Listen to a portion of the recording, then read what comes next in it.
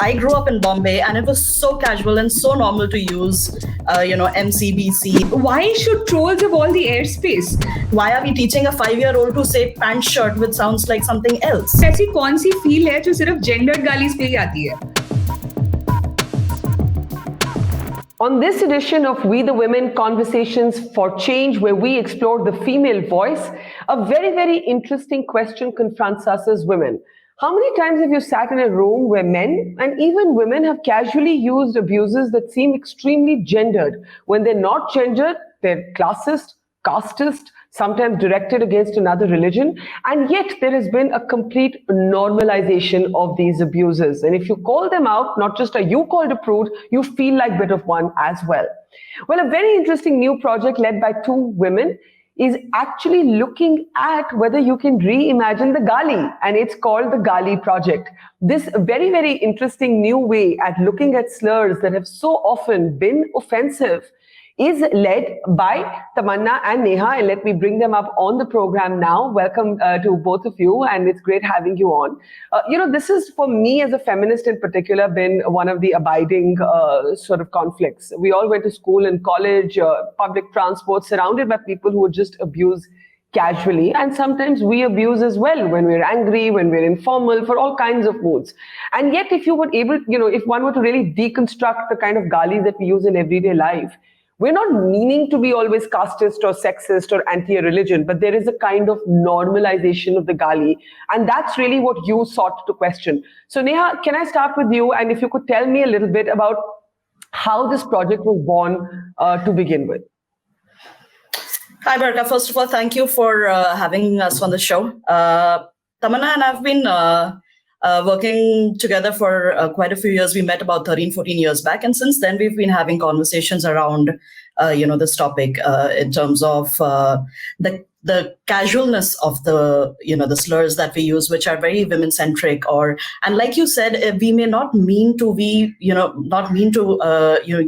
it in a derogatory term, but it's become so normalized. And since we've been speaking about this for a few years, and we noticed over a period of time, especially the trolling that's going on online, the kind of the language that is being used in OTT platform, it just sort of pushed us further to just get out and do something about it. We didn't know what to do, where to start. And so we thought of starting with whatever we had, which was, a bunch of words, a few friends who would know words in different languages. And so we, put out a Google form, and we started getting people to send us words which were, which could be used to, show anger or show frustration, but without being offensive or without being biased towards each other. So we started this sometime in September this year, and it's been about 3 months, and we're getting good response for that. And to that extent, it's quite different from earlier attempts that have tried to own these abuses. For example, I remember interviewing this young Dalit singer, Gini Mahi, who wanted to own the word chamar. So she actually converted it into music. You have seen women previously seek to own words like slut, and there have been slut walks and so on. You're doing something quite different. You're saying, let's not normalize these words. Let's just come up with a language that we can all agree on, that we can use when we want to vent, that defines some of our moods, but that isn't loaded against anybody in particular. Absolutely. And I think the idea was not to start going around and saying that we should, stop giving galis or start owning words and start normalizing these. But the whole reason why we wanted to do this was there were enough triggers. There were enough reasons for us to, vent. But at the same time, we also have a good amount of words in our country, and which is vast. We've got, a lot of languages where there are a lot of words which sound equally, loaded, but they probably don't have that kind of an offensive meaning. So, the idea was then to collect and probably make, especially the youth in our country, more privy to these words. There are a lot of words that even we didn't know. So it's been a good learning experience for us as well. And I've been reading up, Tamanna, you've been getting all kinds of very interesting responses. Some phrases I actually recognized. I'm Punjabi, so I recognize some of the Punjabi phrases. Some of them I didn't at all. Do you want to take us through some of the more benign ones that actually our social media platforms won't beep and take down? Like what were some of the responses that you got where it seemed a safe zone to use that Gaali? Oh, responses. We've had a range of responses. I mean, primarily we've got a lot of support from the general public, and even our friends and family. They've been, because it's what we realized, what Neha and I realized, that the galis that we used, the gendered galis that we used in our everyday language, has been so institutionalized and normalized in the last couple of years that most people didn't think about the fact that they were being gendered at all. But it was just about a little bit of mindfulness. So that was very interesting for us to see that how a little bit of mindfulness can really change things. And of course, we've had a few responses, where people said that we were probably spreading hate in the country because of one of our memes they did not like, or the fact that gender is fluid, so how can Gali be gender based? The usual, Barkha, what happens on Twitter. So, yeah. Don't I know? Yeah. Don't you know? Don't I know? Yeah. So I mean, we've had a range of responses, but a lot of times, and one of the things that was very interesting for me was that the fact that a lot of these words were being used by trolls, and the general wisdom is to just ignore the trolls.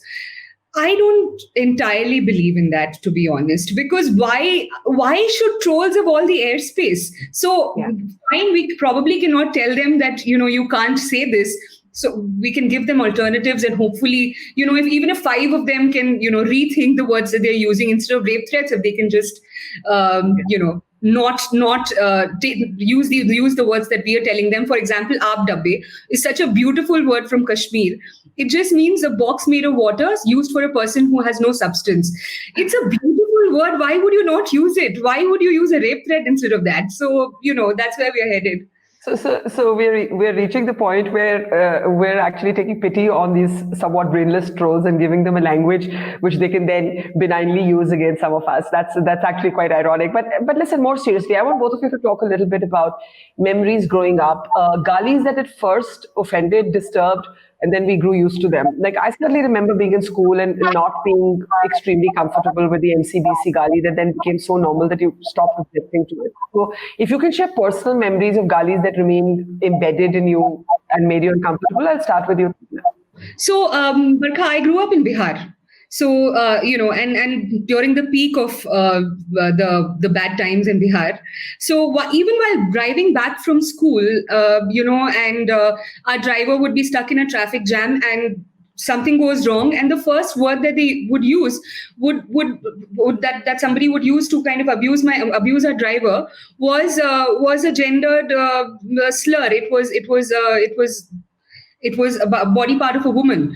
And those things can really stay with you, because even though, I did not grow up, at that point I did not know the meaning. But when I did understand the meaning over the next few days, because you kind of get curious about these things, it amazes you.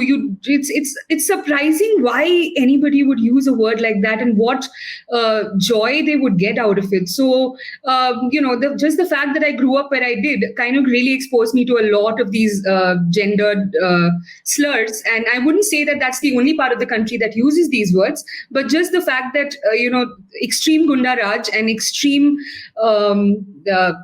aggression, really. So that kind of, so that was my growing up years back home. Yeah. Neha, do you remember what you felt the first time you heard an abuse that rankled, that really got under your skin? And then do you also remember objecting to it and being told, hey, don't be a bore? Yeah. In fact, Barkha, the first time I myself probably used a word was when I didn't even know what it means. Because I grew up in Bombay and it was so casual and so normal to use, MCBC and, all the other profanities. Yeah. And I remember my parents picking me up and asking me, where did you get that word? And I probably blurted out that I got it from, someone in the building or someone, or probably, some bus driver or someone. And I don't quite remember where I heard, but it had become very, very normalized. Even kids, when we used to go down and play, it had become a thing. It was rather casual to, use these words. Yeah. And even I remember after growing up, I started noticing a lot of people using this kind of language towards their children. And the children, further using it on other people, or probably giving them a tongue twister that sounds like an MCBC. And I guess that was probably the first time when I started objecting, saying, why are we teaching a 5-year-old to say pant shirt, which sounds like something else? So probably that's one of the it had been at the back of my mind since then. And obviously the more we grew, our exposure to this kind of language just blew out by the time we reached college and we started watching stuff online. It had just, and then it started after a while, we did use a lot of these languages. At that time it didn't strike us that okay, it's not all right to use this language, and it has further implications. And so, I guess it's been with us. And similarly, like Tamanna and I used to work together, and we had a love for poetry and food and words. And this is one of the things that we used to discuss back then also, that we've got a bunch of words. We've got some of the most beautiful languages in our country. And why is it that that's not out at all? And something that we probably should be ashamed of is so out there. Even when we get friends visiting from abroad, the first thing they want to learn is how do you say MC or BC, and after a while, there's other words. Tell me this though, let's argue this for a moment from the other side. I'm sure you have friends who've told you this is too woke, this is too boring, this is too textbooky, this is cancel culture, right? How do you answer that? I'll start with you, Neha, and then the same question for the moment. Yes. So while we were looking for these words, and obviously the first thing we did, we went to our friends, and the first thing they asked me, why are you doing this? Why, what makes you do this? And of course, we had that conversation, but I was rather surprised at the response, where a lot of my friends also said that it's difficult. Yaar, aisi koi gali nahi aati, ya feel nahi aati. When you're asking us to say something, to feel nahi aati. So we've had to have that conversation, and it's been a sort of a catharsis for me also, because I also remember growing up with these friends where we've used these words casually. And one of the reasons that you actually let it pass, at least in my case, that's what's happened, is that you actually know these men. There's some women, but they're mostly men, and you know them to be otherwise pretty decent, almost feminist men. But it's been such a big part of their growing up to talk like this, right? Yes. So Tamanna, share your experience. How do you deal with those who say you're way too PC? Oh, you just keep pushing the point across, Barkha. You've got to be stubborn. That's about it. So, when they ask feel nahi aati hai in clean galis, Neha and I both have had this discussion, and we've said this to people कि ऐसी कौन सी feel है जो सिर्फ gendered galis पे ही आती है. So, so I think after a point, everything becomes about being stubborn, and you just have to keep pushing your point across. And I would also give a little bit of credit to the people who that we have had conversations with, and they've been men and women who, again, I mean, it was just a matter of mindfulness.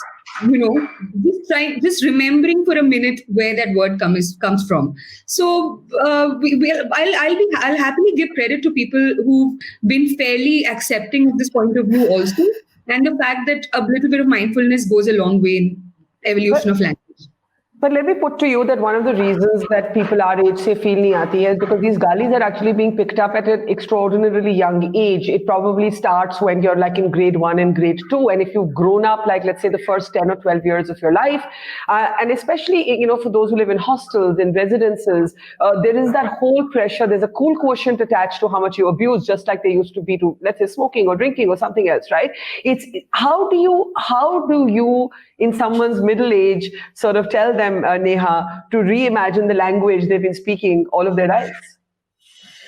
I think I would be a good example of that, Barkha, because we've also we've reached middle age, and they see that we ourselves are putting in that effort, that it might be conditioning, it might be the kind of society that we've grown up in. And like you mentioned that, out of peer pressure also, I feel that a lot of kids, my nieces, they're probably not using, MCBC, but they're using probably more westernized slang. Which are, by the way, just as gendered. Right? Exactly. Many of them. Yeah. Exactly. So it's really not about which language or which country or whatever we're focusing. I think the idea is to lead by example, and it does surprise a lot of our friends itself when I am, refraining myself, or I'm picking on someone when someone's speaking, and we're probably plugging in that word saying, you could have probably tried this instead of that. And like Tamanna said, it's just about pushing the point forward and staying on topic. And also what works for us is bringing out the kind of memes or the kind of social media content which is probably ringing a bell. And we've had some good responses where people have come and said, in an ideal situation at work, in a situation like this, we would have probably used this word, but the word that you suggested on social media fit far more better, and we used that, and the person turned out to be in Kashmiri, and we all ended up having a good laugh. So these are the things that are keeping us motivated, thinking that we're probably doing something right. We don't know where we're headed, but we're getting there somehow. There's an imagination, Neha, of the Gaali culture being very north specific, right? Like when Tamanna was talking about her own experience, there's an imagined aggression in the north, Punjabi, Hindi, heartland, so on. But that's actually not true. Like I was reading up on the kind of Gaalis you got in your Google Doc, and there were all kinds of very sort of keen suggestions coming in from other parts of the country. So you want to share a couple that are sanitized enough to pass the beep test? We were very surprised, Barkha. Within the first 2.5 months, we had about 800 responses. And we were amazed by that, but also almost 45 to 50% of those were loaded with, biases and with, some form of misogyny. And there were two things that we realized out of that yes, probably people are still doing this because they think it's Gaali Project, so koi bhi gaali dal dete. Or there are people who are using these words without probably knowing the roots. So especially since you mentioned South India, we did get a bunch of, words from South India that did not make the cut, and which came across as rather innocent words, but it did not make the cut because, like Tamanna and I do a 2 or 3 layer, research on each word. We speak to people who speak that language, and there were a lot of words. For example, there was this word. Tamanna, remind me, what was that Malayalam word which we didn't? Potan. Potan. So it would probably mean a fool or to call out a fool. But then, after speaking with a few people who speak that language, there were, a lot of, it was probably initially called out, used to call out a sissy. So there were a lot of such words which people may not be aware of. But then, of course, there were Kannada words that were, for example, one of my favorite is kiwi mele huvu. And quite literally it translates to, do you see a flower on my ear? But it means that, do I really look that innocent to you? Are you taking me for, a ride? So I feel that these are far more creative, far more interesting, lovely to listen to.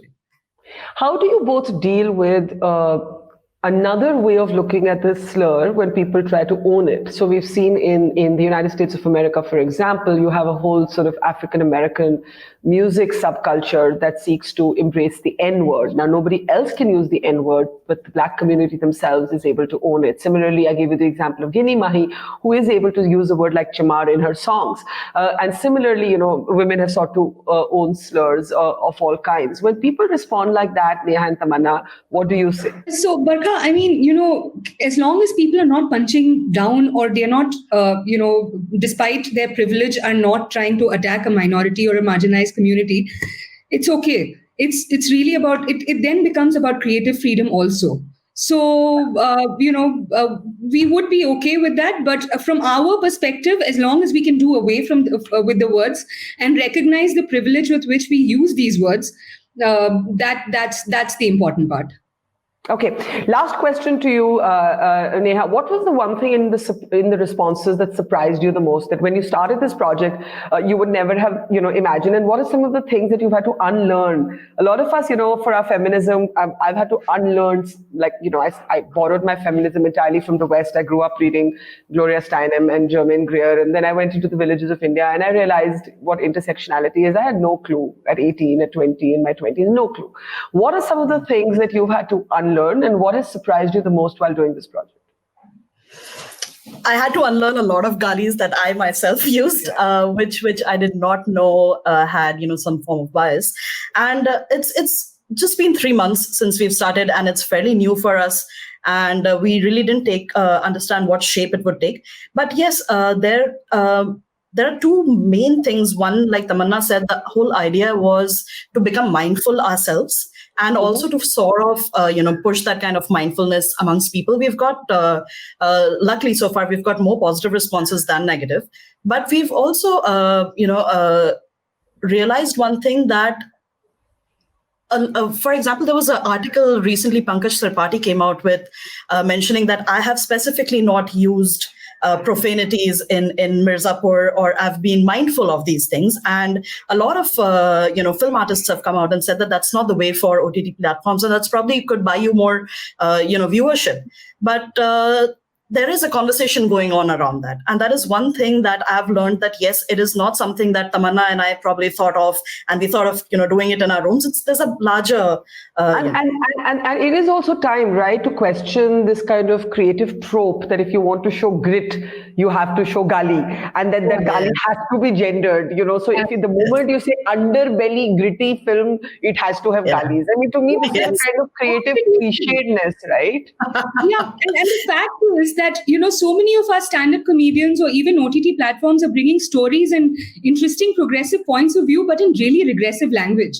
So they have the platform, they need to start rethinking about the language and the kind of mentality that they're propagating, really. So, okay.